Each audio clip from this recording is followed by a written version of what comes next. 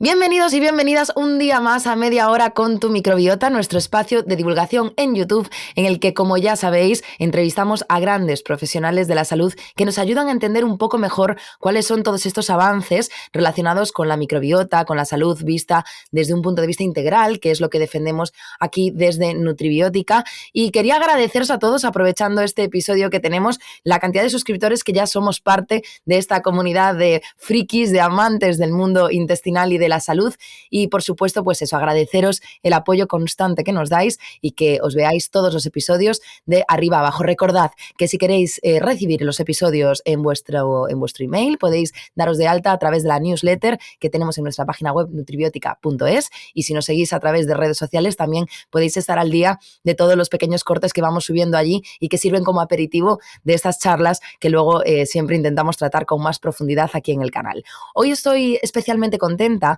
porque, como os decía, tratamos con muchos profesionales de la salud que nos aportan muchas partes, muchas formas de ver distintos ámbitos relacionados con la microbiota, pero creo que teníamos una deuda pendiente muy importante con un tipo de profesional, un tipo de especialidad que probablemente aquí hemos podido tratar poco, y hoy no solo es que podamos hablar con uno de ellos, sino que vamos a hacerlo con uno que está especialmente sensibilizado con esta manera de ver la medicina, totalmente volcado e implicado con el tratamiento de sus pacientes, y que creo que nos va a dar una charla y unos conocimientos y una manera de ver todo esto muy, muy interesante. Así que os presento al digestivo Manuel Medina. ¿Qué tal, Manuel? Bienvenido y muchísimas gracias por estar aquí con nosotros hoy.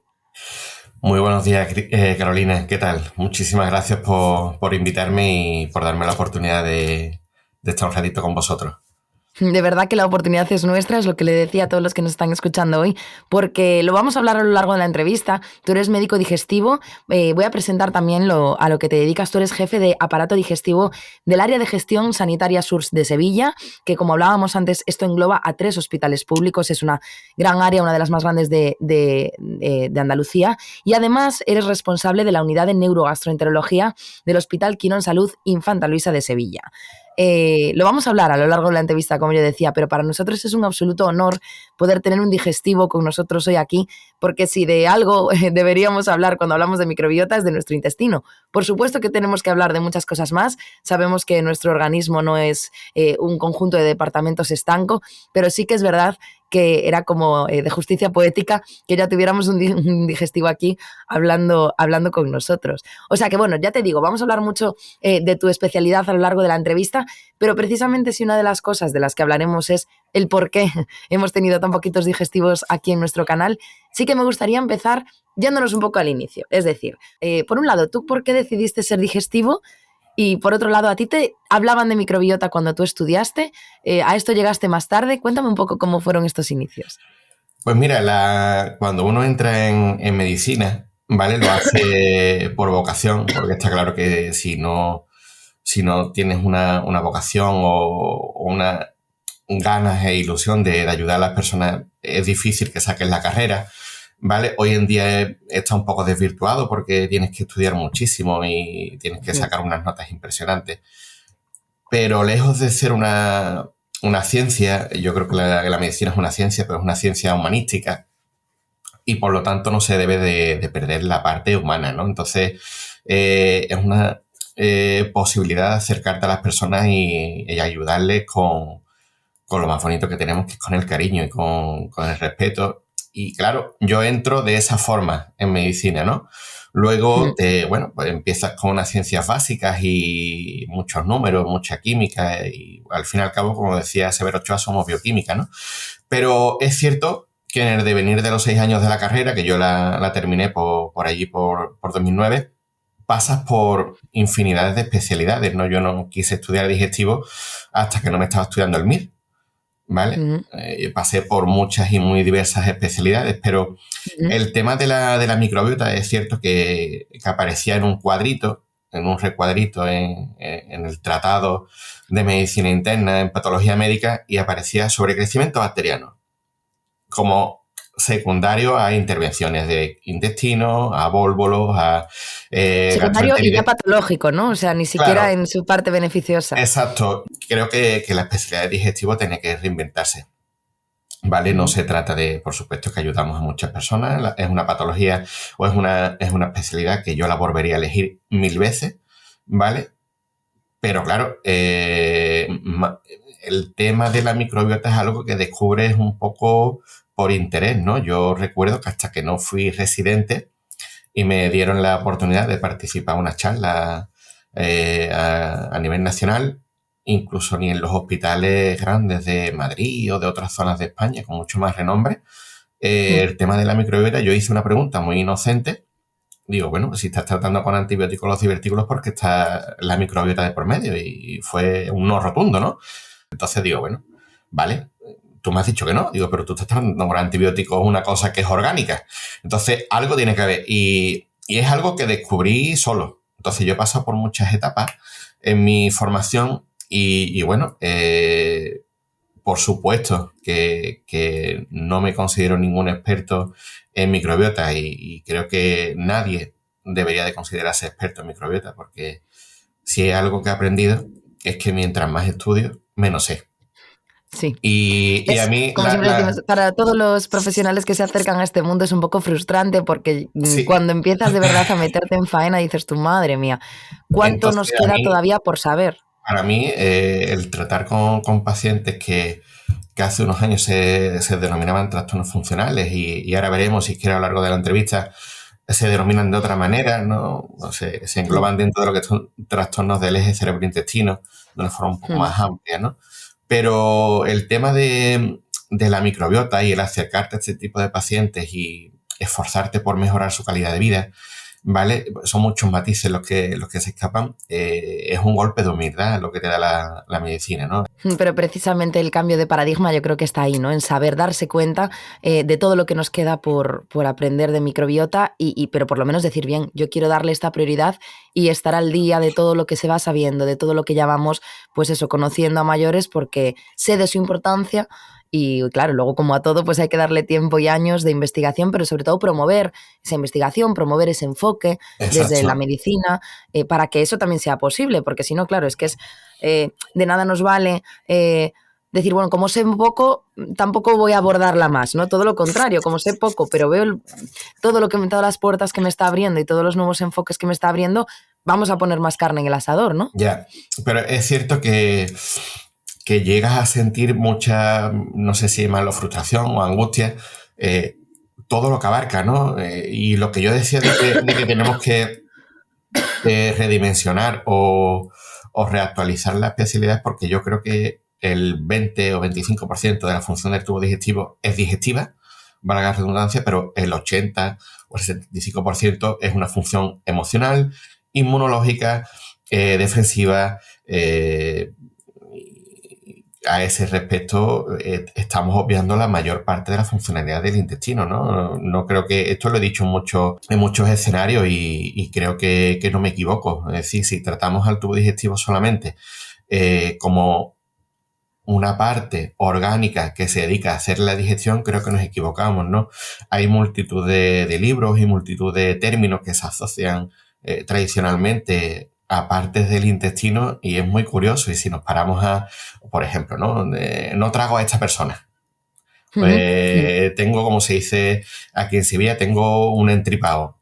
Es decir, estás como dice Nazaret Castellano, tu intestino ya sabe que ocurre algo antes de que lo sepa el cerebro, ¿no? Porque Sí, sí. la parte del cerebro que está relacionada con el intestino, el paleocortés, ¿no? El sistema límbico, la parte inconsciente, ¿no? Entonces, que es la zona donde llegan los sentidos, ¿no? Toda la información de los sentidos. Por lo tanto, antes de que lleguen informaciones al corte cerebral, ya el intestino está reaccionando, ¿no?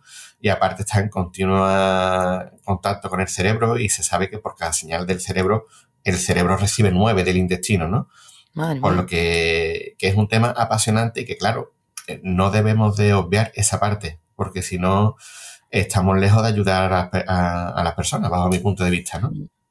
Además, Entonces, más allá de obviarla, es sobre todo reconocer una realidad que de manera empírica y de manera experiencial todos sabemos, ¿no? Eso de que comentabas ahora del intestino te lo sabe decir antes que tu cabeza. ¿Cuántas veces sabemos y notamos esas reacciones intestinales a determinadas situaciones anímicas que tenemos? Pues a unos nervios, a un estrés, por poner ejemplos básicos. Mm. Digamos que ya nuestro cuerpo nos lo cuenta y nuestra parte, vuestra parte como profesionales realmente es la de decir, vale, ahora le voy a poner la explicación científica clara a por qué esto pasa así. Pero qué Exacto. pasa es algo que el humano lleva sabiendo desde que es un poco humano, ¿no? Mira, esto nos podemos remontar, yo siempre lo pongo para que veas el retraso que llevamos en esta parte. Hipócrates, el año 500 antes de Cristo, ya hablaba de que todas las enfermedades empiezan en el intestino. Y ahora es curioso que en muchas publicaciones de PubMed, que es la base de datos que habitualmente usamos nosotros, aunque hay otras, habla de microbiota y enfermedades autoinmunes, enfermedades neoplásicas, enfermedades inflamatorias, endometriosis, síndrome de intestino irritable, etcétera, ¿no? Es decir, que al final Hipócrates, con unos medios simplemente basados en la observación, ya sabía que todo comenzaba en el intestino, ¿no? Y bueno, y está claro que hay muchísimos trastornos autoinmunes, como muchos pacientes ya saben, comienzan en el intestino, ¿no? Y esto, cuando llegan pacientes con dolencias no digestivas a tu consulta, porque han agotado todos los cartuchos, porque a lo mejor han ido a X especialistas, ¿no? Y se sientan delante tuya con una carpeta de informe, tienes que tener mucha sensibilidad con ellos, porque yo trato de que se vayan un poco más tranquilos, ¿no? En esa primera consulta digo, mira, tranquilo, tranquila, ¿vale? No tienes que demostrar que estás mal, ¿vale? Parece una tontería lo que te estoy diciendo, pero digo, No, mira, no, para nada. digo, Para nada. no te estás inventando síntomas, no estás somatizando, es que es normal que tengas diarrea, es normal que te sientas agotada, es normal que te duela la cabeza, ¿vale? Posiblemente durante la entrevista hable mucho en femenino, porque la mayoría de los trastornos de este tipo afectan más a mujeres, aunque también cada vez a más hombres, ¿vale? Pero es una realidad, es decir, hay pacientes que cada vez más se relaciona a lo que es la niebla mental, que está descrita como tal, porque no saben explicarte qué les ocurre, ¿no? Y son personas que tienen una preparación académica muy importante, muchos son licenciados en lengua, literatura, y sin embargo no saben explicar o expresar sus síntomas, ¿no? Porque están mal, pero no están mal para ir a urgencia, pero no están bien para ir a trabajar. Entonces, claro, y luego es muy importante lo que estabas comentando tú. A veces la inseguridad que te da la persona que te escucha enfrente, porque muchas veces se pone tan en tela de juicio lo que siente el paciente y dice, bueno, se minusvaloran los síntomas o no sé, lo que tú comentabas, ¿no? Ahora que decías, cuando tú de repente te encuentras a un profesional que sin embargo te dice, sí, es normal, está bien, tu diarrea va a tener un sentido, vamos a intentar explicar o buscar el origen que tiene, y no ni normalizarlo ni minusvalorarlo, yo creo que es muy importante. A nosotros nos pasa, hablando con pacientes o gente de mano, asociaciones y demás, que esa poca credibilidad que notan a veces por parte de los profesionales es muy dura, muy mira, dura. la clave lo has dicho, ¿no? Es decir, no se trata de que el paciente tenga o no tenga nada. Y ahí forma parte de lo que es la sensibilización del profesional, ¿no? Pero piensa que si es un paciente que ha ido a 3 especialistas de aparato digestivo, va a un cuarto, del que le han hablado muy bien, del que todo el mundo... Al final los pacientes se los juegan a una carta y dice, bueno, Claro. seguro que este me ayuda, ¿no? Entonces, yo, lejos de darle desesperanza, lo que trato es de ser realista, pero de una forma muy cariñosa, ¿no? Les pido una cosa que no tienen, que es paciencia, ¿vale? Claro. Es decir, yo puedo llegar a entender que lleves 2 años mal y que no tengas paciencia. Digo, pero me tienes que dar esa oportunidad. Lo único que te pido es que me dejes un mes, intentarlo, porque si no es imposible. Si no es imposible. Porque desde que se abre la puerta y entra el paciente, ya se establece una relación médico-paciente que es muy importante, porque claro, dependiendo de cómo yo esté en la consulta, dependiendo de cómo yo vea al paciente, dependiendo de cómo venga el paciente, porque también el paciente, está claro que nosotros tenemos que evolucionar, pero el paciente también tiene que querer poner de su parte. Sin duda, esto es una relación de a dos. O sea, pero claro, pues sí. no es una cosa tan clara. Dices tú, bueno, el paciente está claro que va a buscar ayuda porque quiere curarse, ¿vale? Pero cuando le pides que a lo mejor tiene que ser también corresponsable de su bienestar, ahí se El da cambio de una... hábitos. Claro. Entonces, yo lo que le digo, mira, ojalá fuera tan fácil con quitar 3 alimentos, estarían las consultas Mm. vacías. Pero esto es mucho más, ¿no? Y yo trabajo con muchos nutricionistas, muchos dietistas y lo que no debemos de caer es en intentar, por ejemplo, ¿no? El tema del SIBO, que está ahora también muy Ujú. de moda. Sí. Pues por fin, ¿no? Me han diagnosticado lo que tengo. Ya sé que tengo un SIBO, me van a poner un tratamiento, me voy a curar. Bueno, eso ocurre en un 10%, ¿vale? Y el 50% van a recaer dentro de un año. Por lo tanto, tienes que ser realista, le tienes que explicar que no es una infección, tienes que detenerte, explicarle, porque el paciente está claro que lo que necesita es información. Mm. Información veraz, información que sepa o que perciba que le estás mirando a los ojos, que le estás tranquilizando, ¿no? Eso es un poco lo que yo hago en la consulta. No tengo varitas mágicas, te lo aseguro. Es un poco de empatía con el paciente. Y hay una cosa, Carolina, que Sí. yo hablo mucho, ¿vale? Va a tener, cuando quiera me corta, No, por Dios, encantada de la vida, que ¿vale? aquí estamos para que Una, hables tú, no yo. hay una cosa que es un poco frustrante y a veces los pacientes se rompen en la consulta y Ya. es por lo siguiente, y es porque, claro, yo me he visto en la perspectiva de médico de consulta, pero también he hecho endoscopias, cambio de pacientes Ujú. de otros médicos. Y claro, los pacientes, los de jugársela a una carta, es verdad. Es decir, por fin me van a hacer la endoscopia, me van a sacar que tengo, voy a decir, diagnósticos incluso que algunos son hasta de anatomía patológica, una gastritis crónica. Ujú. Bueno, pues una gastritis crónica no es más que el reflejo de que tienes linfocitos en el estómago, que el estómago también es un órgano inmune, ¿vale? Entonces, ¿cuánta afectación de síntomas produce esa gastritis? Pues habrá que ponerlo en una balanza, ¿no? Pero el hecho de tienes muchos síntomas, no tienes calidad de vida y el médico te dice, no, pues puedes estar tranquila, no tienes nada. Sí, bueno, yo sé que no tengo nada, pero que tengo. Y en ese momento se dan Claro, no situaciones. tengo nada, pero tengo algo. Es un poco de Exacto. decir, es claro, claro, es la insatisfacción constante con un diagnóstico, porque dices, pues si Claro. es que yo no estoy buscando que me digas que tengo una enfermedad horrible, no quiero eso, pero yo sé que no estoy bien. Yo la ¿Cuál pregunta, cuál es el punto medio en esa situación? yo la pregunta clave que hago, digo, mira, generalmente, bueno, vienen solos o vienen acompañados, digo, mira, sabemos los tres que con las pruebas que tienes hechas, tienes 200 TAC, resonancia, Claro, endoscopia, colonoscopia, sabemos que no tienes nada que, no te vas a morir de esto, pero ¿alguien te ha preguntado si tú estás viviendo? Porque claro, claro. también puedes estar en tela de juicio y decir, bueno, tú es que no ves pacientes graves, digo, bueno, depende. Depende de qué lo que llames gravedad, La cronicidad de las ¿vale? cosas Porque también si, es un... por ejemplo, está claro que no tienes una descompensación hidrópica por una cirrosis hepática, Mm. pero que una persona de 20 años no pueda desarrollar su formación académica porque le está condicionando los síntomas constantes digestivos, para mí eso es igual de grave. Entre otras Mm. cosas porque está limitando la vida, ¿no? Entonces, tenemos que cambiar un poco qué es lo que queremos con los pacientes, ¿no? Y sobre todo no tener miedo a... Yo, por ejemplo, hay pacientes que llegan y saben muchísimo más que yo, simplemente porque han investigado y han leído 7.000 artículos y yo, oye, hay cosas que sé y cosas que no, y yo no tengo ningún problema en decirle, oye, pásamelo. No tengo ningún problema en reconocer que hay cosas que no sé y me muevo cómodo. No Claro, significa que sea peor médico, por lo menos yo no me considero peor médico porque no sepa un determinado artículo, que de hecho hay algunos que para mí es un estímulo constante, ¿eh? Tanto los pacientes claro.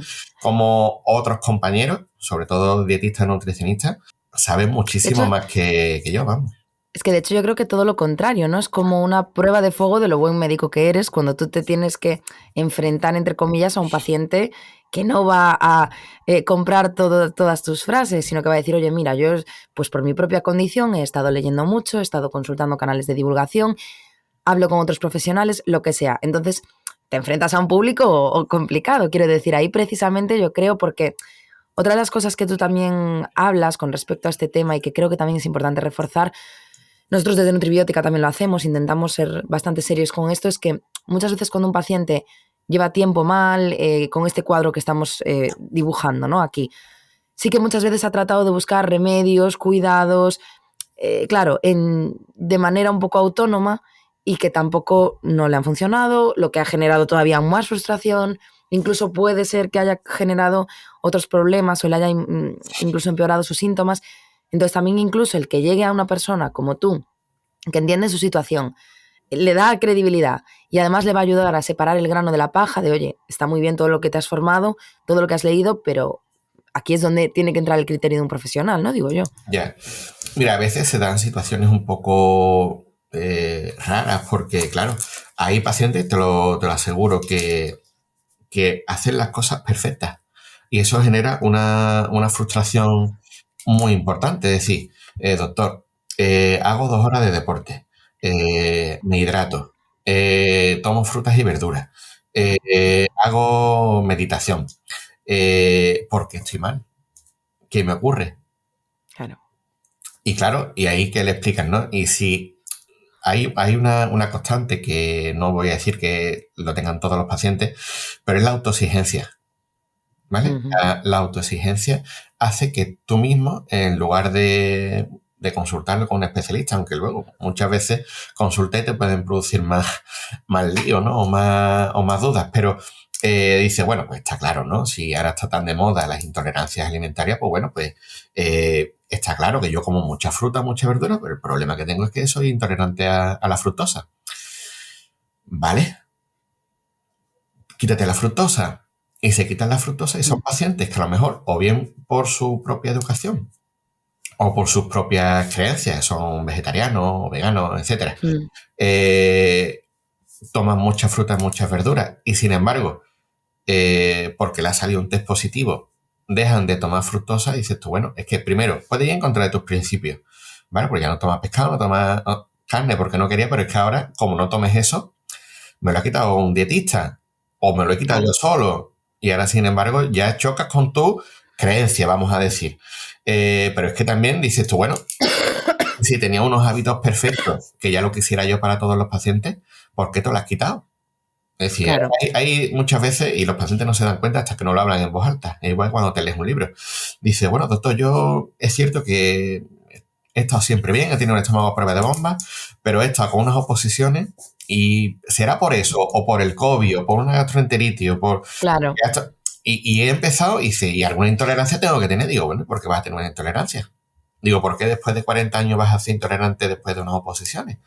Digo, ¿no te has parado a pensar que a lo mejor puedes tener la cola del cometa, que estés pagando ahora todo ese esfuerzo de la oposición y se haya seleccionado la microbiota? Y lo que hay que hacer es trabajar ahí, explicarte qué te ocurre, pero sobre todo no quitar alimentos, porque hay muchos pacientes que vienen con problemas severos de desnutrición, trastornos de la conducta alimentaria enmascarados en síntomas digestivos, porque tienen la excusa perfecta.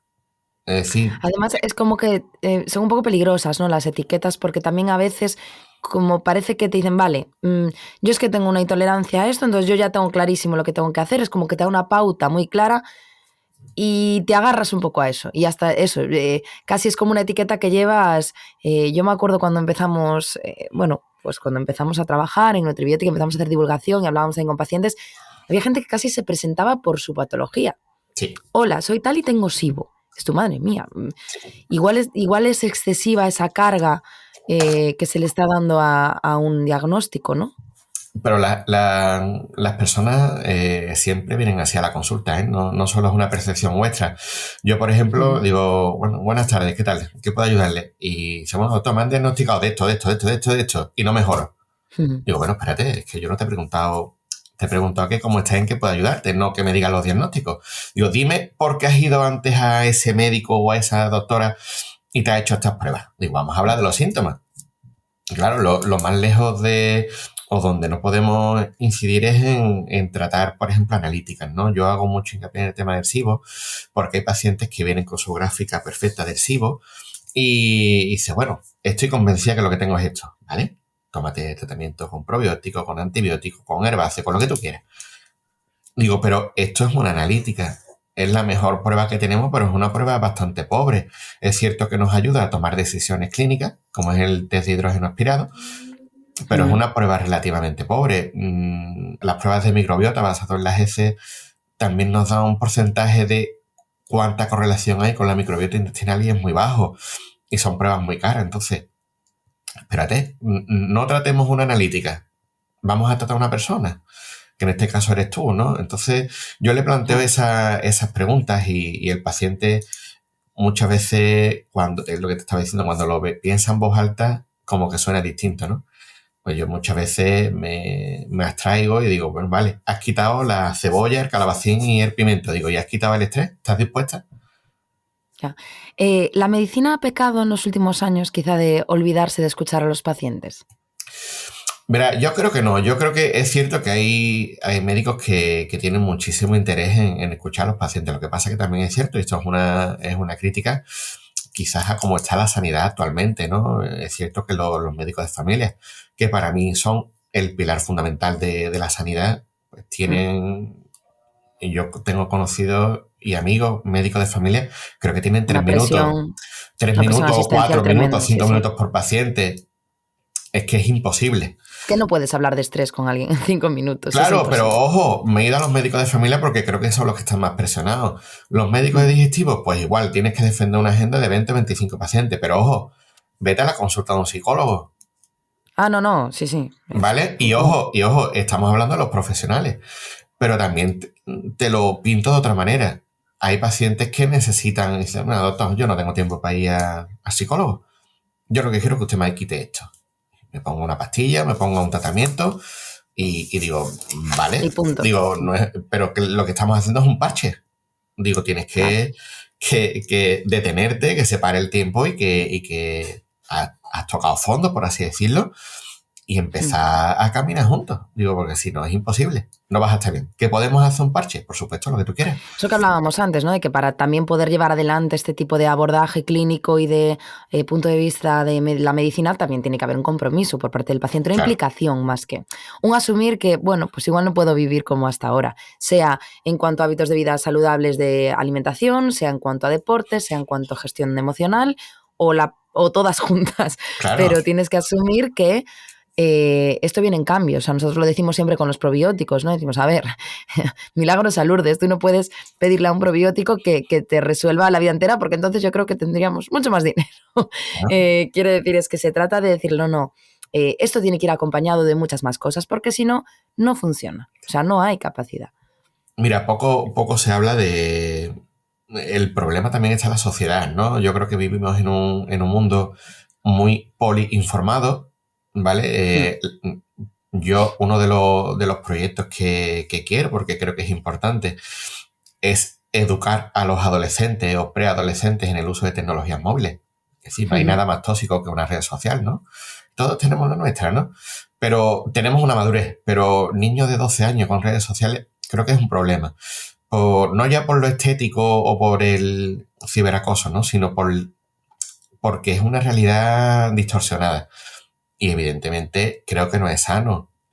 Nosotros necesitamos oscuridad para segregar melatonina. Si tú te llevas hasta las 1 o las 2 de la mañana con una pantalla, porque al fin y al cabo lo que hacemos es tontear con el móvil.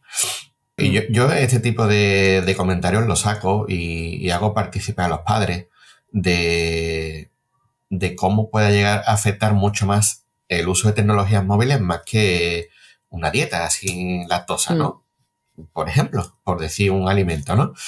Pero yo cuando lo expongo, me gusta poner todas las cartas boca arriba para que nos demos cuenta de la dimensión del problema, ¿no? Desgraciadamente hay un trastorno que conocemos todo el mundo, que es el síndrome de intestino irritable, y Sí. que creo que corremos el riesgo de que se llame así durante mucho tiempo, porque es algo tan grande que no podríamos ponerle un nombre. Pero lo que sí que está claro es que le tienes que explicar qué es, qué afecta, por qué se produce. La microbiota se sabe que se va seleccionando desde el parto, desde el tipo de parto.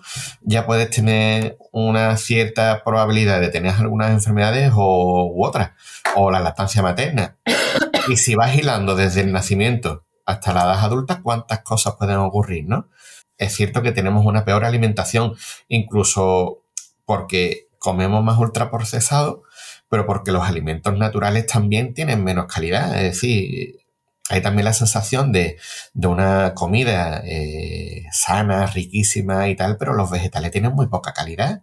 Son la mayoría Exacto, aún lo transgénicos. hablábamos hace, sí, y aún lo hablábamos hace poquito aquí en la oficina, porque bueno, acabamos de incorporar la marca Kirú también de suplementos y demás, y hablábamos del magnesio, por ejemplo, ¿no? Intentando nosotros, los que formamos parte de comunicación, que no somos científicos, que nos explicaran, pero ¿por qué? ¿Por qué tú necesitas magnesio? ¿No? Y una de las cosas que nos explicaban, aparte de otros muchos factores, con otras patologías que puedan generar un déficit de magnesio, decía, tú tienes que pensar que por las verduras de hoja verde han ido perdiendo brutalmente su condensación de magnesio que tenían antes. Entonces, aunque tú quieras hacerlo bien, es que incluso intentando hacerlo bien a veces no es suficiente, ¿no? Era un poco, bueno, la reflexión que hacíamos para intentar entender por qué esos déficits.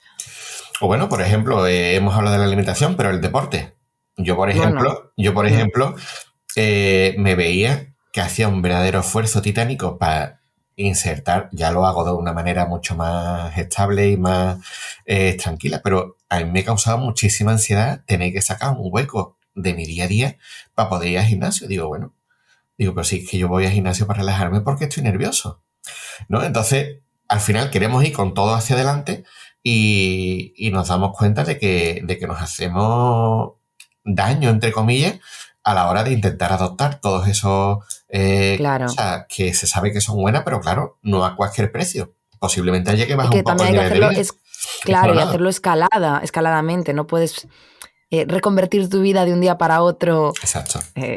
sin que te suponga un estrés, lo que dices tú. Y sobre todo, a mí el miedo que me da muchas veces, que esto también lo hemos hablado en otras entrevistas, cuando tú le propones al paciente hacer este cambio de vida, claro, que se haga bien y con un sentido, porque si no, igual hay un efecto rebote después o un efecto recaída tremendo. Entonces dices tú, bueno, no, eso no es lo que buscamos tampoco. No, mira, está claro, creo que estoy utilizando mucho la palabra frustrante, pero es por lo que se da en la consulta. Es decir, Mm. el tubo digestivo, yo siempre digo una frase mía, que la rutina para lo único que es bueno es para el tubo digestivo. Lo demás lo destroza todo, ¿vale? Pero, pero, Está bien. pero ¿qué es lo que te quiero decir con esto? Muy sencillo. Es decir, si tú todas las noches estás acostumbrado a cenar una pieza de fruta y cualquier tipo de un yogur o una ensalada, en el momento en el que tú te salgas de esa rutina, lo vas a notar y vas a dormir mucho peor y vas a tener pesadillas o incluso no vas a poder conciliar sueños, que eso es otra realidad, que depende mucho de la alimentación de por la noche. Pero si hay un paciente que está haciendo las cosas muy mal y todas las noches come comida de pizza, hamburguesa, etcétera, y a ese paciente comienza y dice, bueno, ha llegado mi momento, me voy a cuidar, voy a una dietista, de un nutricionista y voy a empezar a cenar hojas verdes. Ese paciente aguanta 48 horas. Va a Porque le van a estar, sentar mal. va a estar muy mal. Va a estar muy mal. Su microbiota, Sí. su intestino está acostumbrado a comer ese tipo de productos. Y en cuanto que metes algo de hoja verde, va a fermentar mucho más, va a aparecer la distensión abdominal, quedaría para otra charla, ¿vale? Sí, la guardo, ¿eh? No hay ¿Vale? problema. Y está claro que ese paciente, si tú no le explicas que en el momento en el que comience a comer más frutas y verduras, se va a poner peor a corto plazo, el paciente va a desistir. ¿Vale? Entonces te va a decir la frase de cuando comía peor estaba mejor. ¿Estaba mejor? Claro. Pues entonces, ¿qué hace? Pues fuera, lo aparto. He ido al médico y me he puesto a dieta y estoy peor que nunca, pues no lo hago. ¿Vale? El tema de la distensión te lo digo así por encima, es decir, es el tema más predominante que hay en la consulta de digestivo, el más frustrante, desde el punto de vista orgánico es el más banal, porque en un 90 y tantos % muy alto casi nunca conlleva ninguna enfermedad orgánica, pero sin embargo es un síntoma muy incómodo y muy incapacitante. Y muy frustrante. Personas que cuidan muchísimo la dieta. Doctor, yo no tengo la barriga que tengo para lo que como. Doctor, yo, Ana, que me como un trocito así de pollo y sin embargo se me pone la barriga de embarazada, que dicen... Y no es ya muchas de ellas no es ya por lo estético, es simplemente por Por la incomodidad, la ¿no? incomodidad, que es un abdomen que sale desde la zona lumbar. Y, y sí, hay mucho bulo, mucho mito en cuanto a que es gas. Pero el mecanismo que tiene el tubo digestivo para eliminar ese gas, no ya como todo el mundo se puede imaginar eliminándose, sino que es por difusión pasiva a través de los pulmones, es muy potente. Entonces, no todo es gas. Muchas veces que bueno, daría para mucho, ¿no? Se reduce la cavidad abdominal, el diafragma baja, era un mal reflejo, ¿vale? Y lo que hace es que disminuye la capacidad abdominal. Entonces, ese contenido o ese paquete visceral aparece hacia adelante y es lo que le da esa distensión abdominal tan fuerte, ¿no? Y eso hay estudios que lo está demostrando en el Hospital Valdebrón, que es muy curioso. Y eso sí es orgánico. ¿Y cuál es el tratamiento? Es quitar fruta, quitar verdura, ¿no? Parece que los tiros van por hacer un tipo de respiración antes y después de comer. Por Anda, ejemplo, ¿vale? Son anda, pues mira, ejercicios. no sabía. Pues lo que dices tú, o sea, pues mira, una cosa tan interesante como esta, en la que se está intentando investigar y ver que una de las posibles ayudas de tratamiento dentro de una distensión abdominal sea la respiración, es que es tremendo. O sea, es tremendo como vemos la distinta manera. Yo no sé si, de hecho, una de las preguntas que te quería hacer era si en referencia a la neurogastroenterología, si es una especialidad que de alguna manera, o bueno, una especialidad dentro de la gastroenterología como tal, que tiene esta visión un poquito más holística o no. ¿Qué diferencia un poco de la gastroenterología genérica? Mira, te lo trato de explicar. La neurogastroenterología es una rama de la gastroenterología y lo que estudia es el sistema nervioso entérico, ¿vale? Que es como se llama el sistema nervioso autónomo asociado al aparato digestivo y sus trastornos secundarios, ya sea de funcionamiento, de secreción de ácido, de motilidad, de trastornos de la inmunología, de la microbiota, ¿vale? Entonces, no se trata de una visión mucho más holística. La visión holística te la da las ganas que tenga el médico, ¿vale? Claro. Tú puedes ser un perfecto científico neurogastroenterólogo, que los hay, y ahí están sus estudios, pero el que tiene que ser integrativo o tener la mente abierta de contactar con otros especialistas es el propio médico, ¿no? Y los médicos que nos dedicamos a eso tenemos que tener una base científica importante, pero está claro que tienes que tener la mente abierta para compartir experiencias y tener un carácter proactivo a la hora de ayudar al paciente. Es decir, está por un lado la neurogastroenterología y por otro lado la psicogastroenterología. Psiconeuroinmunología, sí. Que de hecho hay muchos libros escritos y es algo apasionante. Y todos ellos, todos los libros hacen referencia a la misma constante, que es la relación médico-paciente. Es decir, nada funciona si el paciente no confía en el médico y el médico no confía en el paciente. Y esto nos estamos remontando a través de la medicina hipocrática. ¿Vale? Entonces, Sí. está claro que tenemos que ir avanzando, que tenemos el atraso de 2.500 años, pero no podemos perder de vista que somos personas tratando personas. Y las personas necesitan un poco de cariño, de comprensión, de empatía. Y ahí es donde reside la clave de que los pacientes mejoren. Sin eso, le puedes dar el mejor probiótico del mundo, la mejor medicación del mundo, que nada le funcionará.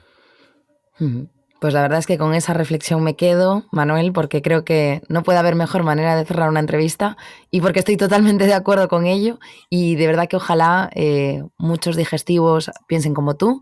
Ojalá también con esta entrevista hagamos un poquito de conciencia en ese sentido, que también la hagamos con los pacientes, que se animen a eso, a formar equipo con sus médicos y con sus profesionales para que de verdad puedan ir hacia adelante y que, bueno, pues que ojalá también la microbiota nos siga dando muchas alegrías en el sentido de que cada vez pues sigamos investigando y nos sigamos descubriendo o entendiéndola mejor y cómo nos puede ayudar, porque como siempre decimos, nuestras bacterias son aliadas, jolín, y hay que tratarlas como tal, así que nada, Manuel, mil gracias de verdad por haber estado con nosotros. Ya te digo que yo me quedo con una lista interesante de episodios que podemos abordar en otro momento.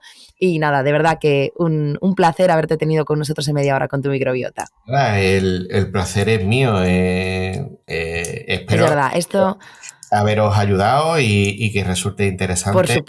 Por supuesto que sí. Otro Por día sí supuesto que que sí. hablamos mucho más de microbiota, del tema que necesite, porque hemos estado hablando de otras cosas, pero bueno, que creo que son igualmente interesantes, ¿no? Entonces, a tu disposición A y veces no hace falta hablar tanto de microbiota, sino de enfoques y reflexiones que a nuestra microbiota le van a venir muy bien y que tocar una serie de teclas a nivel de puntos de vista y de perspectiva y de motivación también de cara a decir, bueno, pues venga, vamos a coger con ganas este camino normalmente de largo recorrido que es estar mejor y sobre todo también pues eso, tocar también un par de claves de cara a los profesionales para decir, oye, vamos a volver a escuchar a los pacientes, vamos a volver a intentar abrir un poquito la mente también, a tener esa humildad en la medicina de la que tú hablabas al principio de la entrevista y que me parece esencial y que, bueno, pues del que eres un gran embajador. pues nada, muchísimas gracias y ha sido un placer compartir este rato con vosotros. ¿Vale? Muchísimas gracias, Manuel, y gracias a todos los que nos habéis escuchado hasta ahora. Nos vemos en el próximo episodio de Media Hora con tu microbiota.